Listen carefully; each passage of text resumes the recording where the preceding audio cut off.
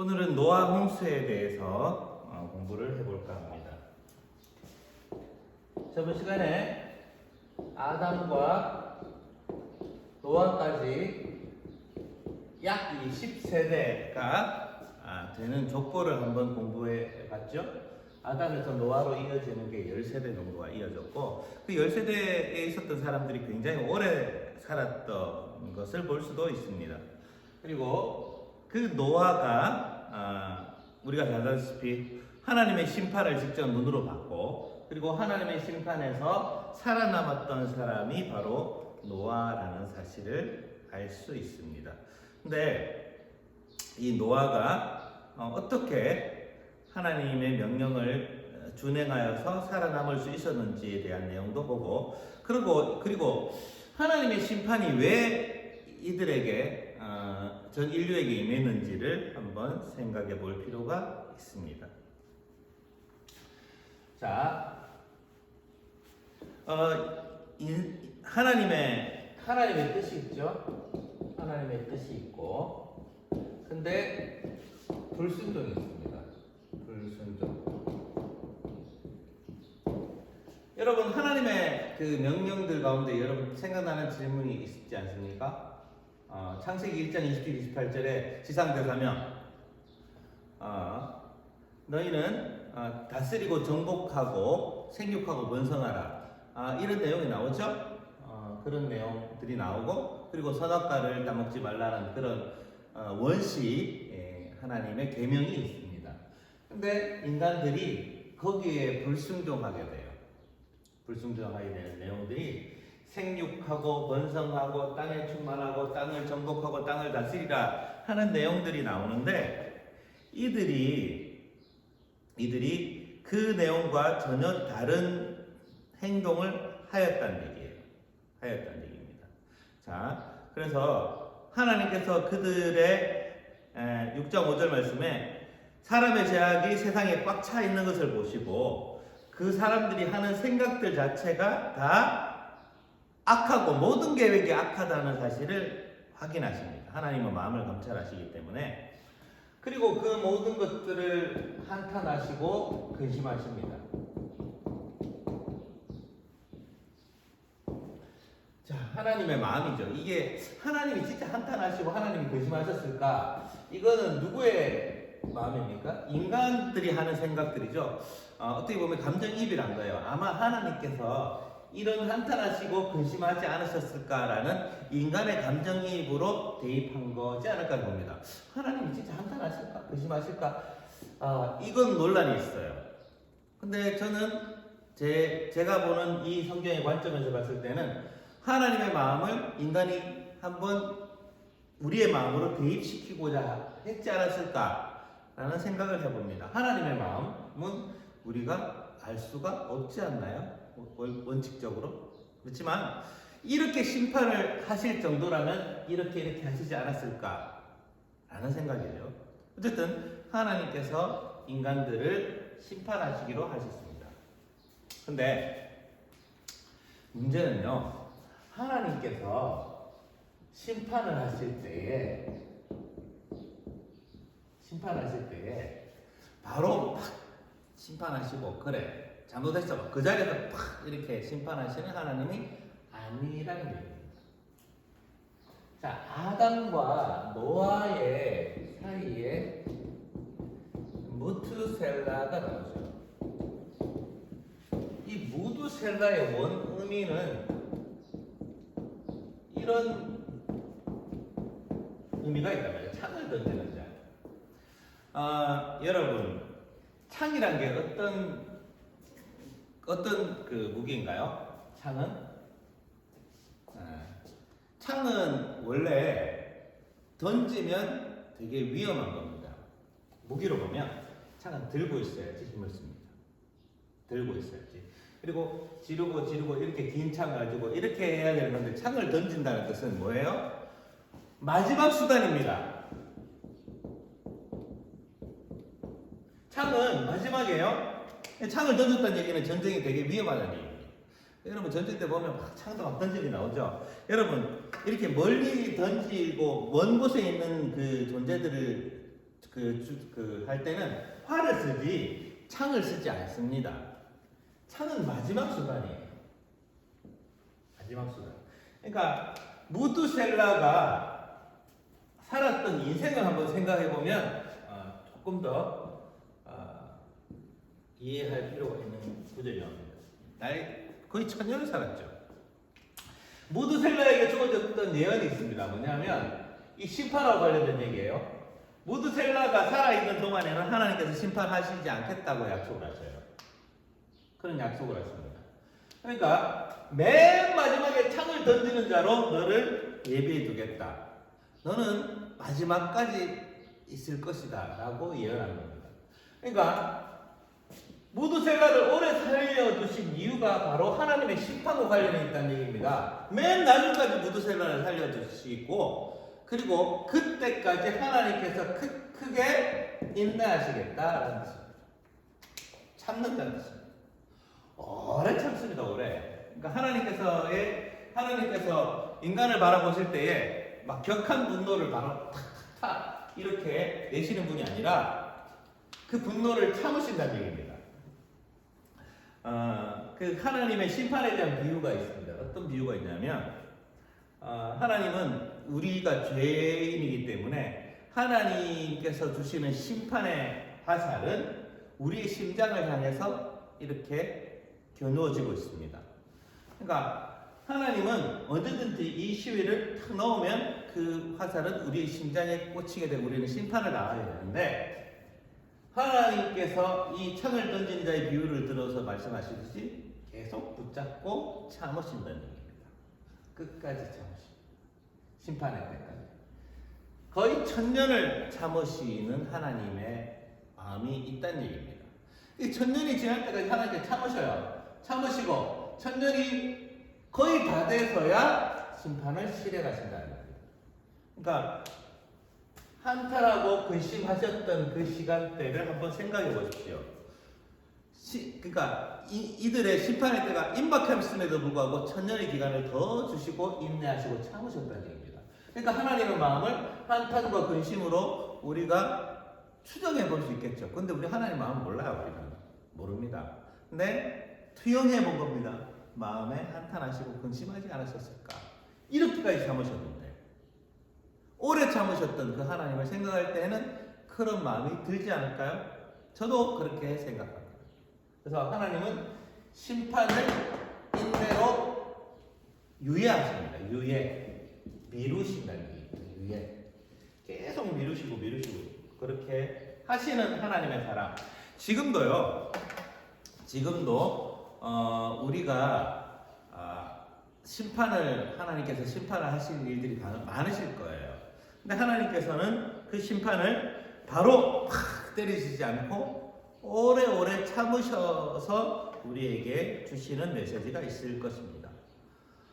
전 인류에게 행해질 수 있는 심판들이 분명히 있을 겁니다. 근데 그 심판을 하나님께서는 지금도 참으시고 미루실 수도 있다는 사실. 그리고 그 미루신다는 사실을 확실하게 얘기해주는 성경책들이 많죠. 특히 요한계시록 같은 경우에는 하나님의 심판에 대해서 분명히 얘기해주고 있습니다. 인간의 죄악에 따른 하나님의 심판은 분명히 기한이 있고 정해져 있습니다. 그 기한은 우리가 모를 뿐이지. 홍수를 통해 우리는 하나님의 심판을 한번 생각해 볼 필요가 있습니다. 자, 오늘 또 홍수에 대한 얘기를 같이 해봅시다. 홍수. 근데 여러분, 홍수가 났을 때 하나님의 구원의 방법이 뭐였습니까? 노아를 통해서 뭐를 만들었죠? 네, 방주를 만들었습니다. 방주. 여러분, 방주란 뜻이 뭐예요? 방주의 특징이 있습니다. 방주는요 동력이 없습니다. 무동력선입니다. 자, 방주 동력을 얘기할 수 있는 게 뭐 있습니까? 또는 노. 이게 없어요.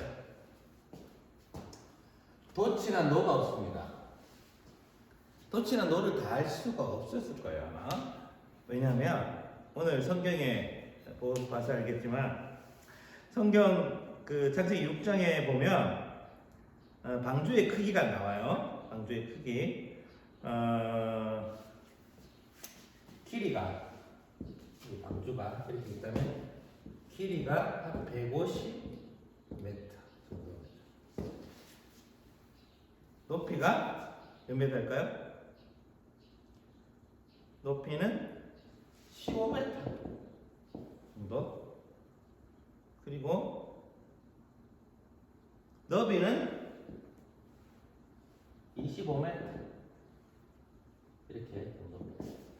여러분 그때 당시의 크기로 보면 150m, 15, 20 이 크기가 굉장히 컸을 겁니다. 이런 배가 존재하지 않아요. 여러분 고대, 중대, 근대까지 이런 큰 배가 있었을까요? 없었을까요? 거의 없었습니다. 우리가 잘 아는 타이타닉 같은 경우에도 250m인가? 타이타닉. 그리고 항공모함도요. 제일 큰 항공모함도 지금의 항공모함도 이거보다 많이 크지 않아요. 자세히 보진 못했지만 우리가 보면 엄청나게 크다라는 항공모함도 이거보다 그렇게 크지 않습니다. 그러니까 그때 고대 시대의 크기, 그 배의 크기를 봤을 때는 이건 상상을 초월할 크기입니다. 어떻게 저렇게 큰 배를 만들 수 있을까요? 이 방주 자체가 미스테리입니다. 근데 이 큰 배에 돛을 단다고요? 노를 누가 져요? 어떤 천하장사가 이 큰 배에 노를 졌습니까? 그러면 노를 몇 명이 이렇게 달아야겠죠? 여러분, 그 임진왜란에 관련된 영화라든지 여러분 그 이순신 장군에 관련된 영화 명량이라는 영화가 나오죠. 그 명량이라는 영화에 보면 여기 노를 젓는 사람들이 얘기가 나옵니다. 노는 누가 졌을까요? 고대 시대도 그렇고 우리 조선 시대 그때도 그렇고 가장 천한 사람들, 가장 홀대받은 사람들이 이 노를 젓습니다. 노를 젓는다는 게 엄청난 노동입니다.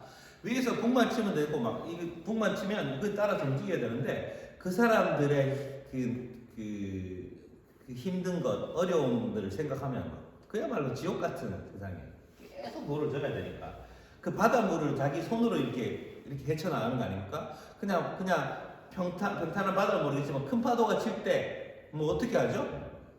그리고 또 그걸 쉬지 않고 전시 때는 계속 져야 되잖아요. 아유, 정말 여러분 노 젓는 운동, 로잉 머신 가지고 한번 몇 번 해보셨나요? 저도 헬스장에서 로잉 머신으로 이렇게 몇 번 해봤는데 엄청난 큰 운동량이 들어갑니다. 이 노를 젓는다는 게. 근데 이 크다란 배를 움직일 때 노를 가지고 이를 젓는다고요? 어림도 없는 소리입니다. 아마 이 노를 들으려면 수천 명이 여기 달라붙어야 될지도 몰라요. 교대 한다면. 근데 노아의 방주에 들어갔던 사람이 총 몇 명이죠? 8명이 다예요. 근데 뭘 어떻게 해요? 당연히 무동력선이 될 수밖에 없습니다. 당연히 무동력선이 될 수밖에 없죠. 자, 그런 의미에서 노아 방주는 무동력선이 될 수밖에 없습니다. 근데 이게 영적으로도 의미가 있어요. 영적으로도 의미가 있는 게 뭐냐면 어떻게 보면 동력이란 게 자기 생각, 의지일 수 있어요. 이건 또 신학적 해석입니다. 그러니까 나는 자기 발전으로 난 이렇게 할 거야 저렇게 할 거야 라고 세상을 이렇게 계획을 짜잖아요. 근데 그 계획 자체가 의미가 없다는 얘기입니다. 최근에 봤던 영화 가운데 재미있는 대사가 있죠. 너는 다 계획이 있구나. 이렇게 물었던 기생충 대사죠. 너는 다 계획이 있구나. 그런데 정작 그렇게 말했던 그 아버지는 뭐라고 얘기하죠? 정말 실패하지 않을 계획이 있단다 라고 얘기하고 그 실패하지 않는 계획을 뭐라고 얘기합니까? 아무 계획을 하지 않는 것. 그러면 실패할 수가 없다는 것. 무계획이 실패하지 않는 계획이 되는 겁니다. 그러니까 무계획이에요. 근데 하나님 앞에서 우리는 모두가 대책이 없는 사람들입니다. 무계획일 경우가 많습니다. 우리는 하나님 앞에서 계획을 세우고 우리 스스로 해봐야 하나님께서 주시는 그 홍수 앞에서는 우리는 그야말로 무기력한 존재라는 얘기입니다. 그러니까 무동력이라는 얘기는 하나님이 주신 그 물결, 파도, 흐름에 우리가 방주가 돼서 맡기는 게 맞습니다. 하나님을 의지하라는 뜻으로 무동력선이 된다는 얘기입니다. 하나님께서 홍수를 주시고 큰 물을 우리에게 주셨다는 그 뜻을 고스란히 받아들일 필요가 있다는 얘기입니다. 그러니까 우리가 흔히 생각할 때 나는 내 삶을 이렇게 살 거야, 저렇게 살 거야, 이렇게 막 계획하고 막 준비를 하지 않습니까? 그런데요, 그 계획과 준비의 모든 내용들 자체가 의미가 없을 수 있습니다. 그래서 우리에게 방주를 영적으로 그런 의미로 주시지 않았을까라는 생각을 해봅니다. 방주는 우리에게 그런 영적인 의미가 있습니다. 자, 이 방주가 어디에 위치해 있죠? 방주가 산에 있습니다. 자, 산 중턱에 방주를 이렇게 만들었어요. 산 중턱에. 자, 이건 뭐냐? 여기까지 물이 차오른다는 하나님의 약속이 있었기 때문입니다. 약속. 그러니까 비가 내리기 시작하고 이 방주의 문이 닫힙니다. 방주의 문이 닫힙니다. 여기에 수많은 동물들이 있습니다. 동물들이 있죠? 물이 차오릅니다. 방주의 문이 닫힙니다. 그리고 방주가 이 물 위로 이제 떠가게 되겠죠? 이 모습을 보면, 어떻게 보면, 그러니까 계획 자체가 의미가 없다는 거를 알 수 있겠죠? 여기까지 물이 차온 적을 본 적이 있습니까? 없습니까? 한 번도 못 봤을 거예요. 그 사람들은. 여기까지 물이 오른다는 생각을 어떻게 했겠어요? 그래서 산 위에 이렇게 방주를 짓는 그 노아 할아버지를 모든 사람들이 비웃었죠. 저 영감 미쳤다고. 이상한 사람이라고. 놀리고 또 우습게 봤습니다. 근데 실제로 그 일이 일어났죠. 어떻게 보면 우리가 하나님을 믿는다는 게 그런 것일 수 있습니다. 하나님 봤냐고, 하나님 어떻게 생긴지 아냐고, 증명해 보이라고 이런 사람들 많죠. 근데 우리는 마음속에 하나님이 있잖아요. 하나님께서 이 산 위에까지 물을 올리시는 능력이 있다는 걸 알잖아요. 그렇기 때문에 우리는 하나님의 능력 속에서 우리는 살고 있는데, 근데 많은 사람들이 우리를 우습게 얘기할 수 있습니다. 근데 우리는 여기까지 하나님의 물이 차오른다는 신앙을 갖고 있는 사람이에요. 여러분들은 그런 신앙들을 가질 필요가 있습니다. 그런 신앙을 가지고 하나님은 언제든지 이런 일을 하실 수 있다라는 믿음의 준비를 하시기 바랍니다. 그런 준비가 없으면 우리는 언제든지 이 물 밖에 있는 사람이 돼서 이 물 속에서 잠겨 죽을 수 있는 사람이 된다는 얘기입니다. 하나님의 약속과 하나님의 섭리를 믿는 사람들은 방주 안에 들어가 있습니다. 그것도 산 위에 예상치 못했던 그곳에 있는 것입니다. 요즘 이 코로나로 인해서 하나님의 심판에 대해서 많은 생각을 할 겁니다. 저는 하나님의 심판은 어떤 식으로든 우리에게 임한다고 봅니다. 제가 저번에 천지창조 시간에도 말씀드렸지만 하나님께서 우리에게 주신 명령을 잘 이행하지 못하고 청지기의 역할을 감당하지 못하면 언제든지 심판의 그 칼날이 우리를 향할 수 있습니다. 오래 참으시는 하나님이지만 결국에는 시간이 지나면 무드셀다가 시간이 지나서 죽게 됨으로 심판이 임했듯이 그날이 올지도 몰라요. 코로나보다 훨씬 심각한 하나님의 심판이 분명히 있습니다. 이게 세상의 끝이 아닙니다. 또 다른 심판이 있습니다. 그 심판을 믿는 사람들이라면 우리가 그 심판을 다시 한번 되새길 필요가 있다는 사실입니다. 여러분, 노아 방주에 대한 얘기가 여러분들한테 좋은 의미가 될 줄 믿습니다. 그리고 여러분들이 이 영상을 다 보시고 꼭 질문을 하는데 여러분 밤마다 수업을 이런 식으로 진행할까요? 제가 이 영상을 여러분한테 한 번 더 공유를 해드리면 이 영상을 가지고 그 수업에 각반의 수업에 같이 질문하고 토론하는 시간을 갖고자 하니까 여러분들 그 질문을 잘 준비하시면 좋겠습니다. 네, 질문 가지고 다 같이 좋은 수업을 했으면 좋겠습니다.